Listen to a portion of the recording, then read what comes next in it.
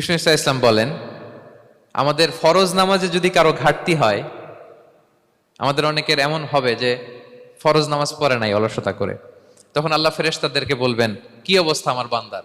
বলবে, আল্লাহ অনেক ফরজ নামাজের তো ঘাটতি দেখা যাচ্ছে। তখন আল্লাহ বলবে, উনদুরু হাল্লি আবদি মিন তাতাওয়ু, ফরজে যদি ঘাটতি থাকে দেখো তো আমার বান্দার কিছু নফল নামাজ আছে কিনা। ফেরেশতারা এবার খুঁজে দেখবে, হ্যাঁ এই বান্দার অনেক নফল নামাজ আছে। তখন আল্লাহ বলবে, ঠিক আছে, এই নফলগুলোরে ফরজের ভেতরে ঢুকাইয়া মেকআপ করে দাও।